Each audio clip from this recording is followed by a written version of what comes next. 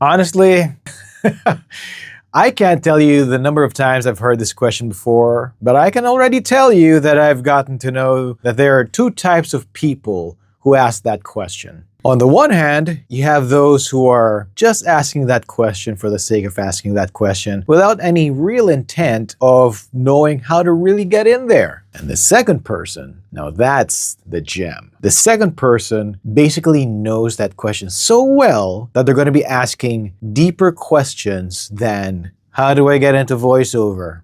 Basically, you find out that this second type of person are the really interested ones. So being someone who's been asked that question so many times, how do I know the ones who are interested and those who aren't? Well, for those who ask that question of how do I get into voiceover? So once I reply to that person, they usually quit asking follow-up questions after I tell them the full story, or basically I give them the answer. And for those who are really, really interested into getting into voiceover, I already know from their first question that they ask me. They're not going to ask me like, how do I get into voiceover? No, they're not going to ask me that. They're going to ask me specific questions like, what's the best microphone? What's the best software? How do I pad my room? Or how do I maximize my home setup? Stuff like that. These are the people who are really, they've done their best to break into the industry, but it's just they're not getting any luck to get into the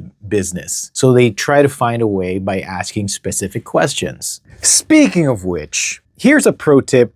Regardless if you're new or you've been doing voiceover for a while now or longer than that, when you have the chance to ask a voiceover or a coach or a caster, when you get to ask a question, make your question as specific as possible because it just shows how interested you are. If you ask a very generic question like, how do I get into voiceover? It's basically saying you also have a generic interest into getting into it. Besides, you can easily look it up online or ask ChatGPT, how do I get into voiceover? And it's going to populate for you. But if you're talking to a professional, ask the questions that you know you're going to have a hard time looking up online, or ask a question to your needs, to your problems. Like, if you were to ask me what the best microphone is, it really depends on your budget, where you are, but I don't really suggest looking for the best microphone. I think the best microphone that you can use is like a Rode N1A.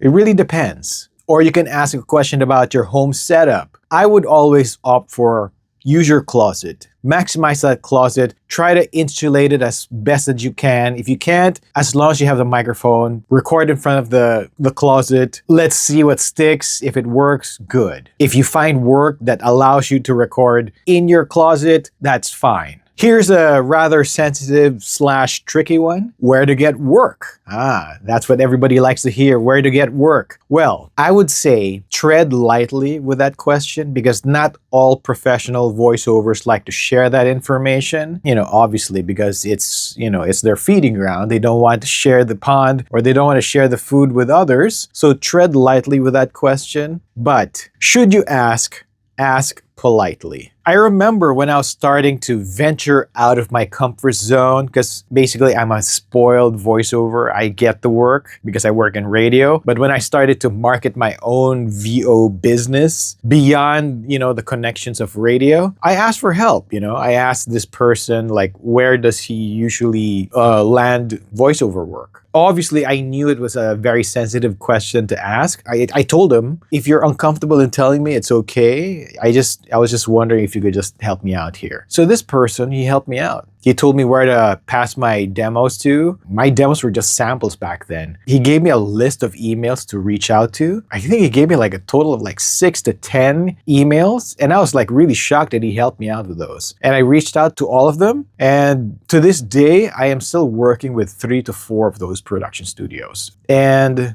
I owe it to this person. So this is me returning the favor if I could help out. Obviously, he didn't spoon feed me of like having this client get me for work. Recommendation and recommendation, my name getting passed along. And that's how I got into, getting regular work from them.